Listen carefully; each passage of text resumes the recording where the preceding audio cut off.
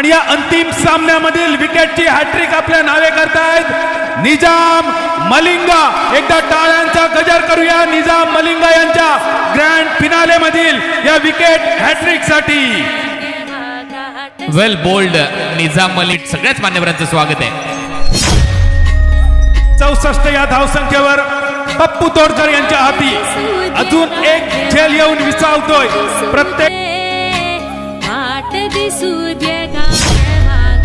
आशिक अली यांचा फटका प्रथमेश साखरे यांच्या सेफ हँड्स मध्ये। आणि वारंवार आपण सांगतोय वाऱ्याची दिशा या व्ही मध्ये खेळण्याच्या अगदी विपरीत। इनिंगचे शेवटचे 2 चेंडू बाकी।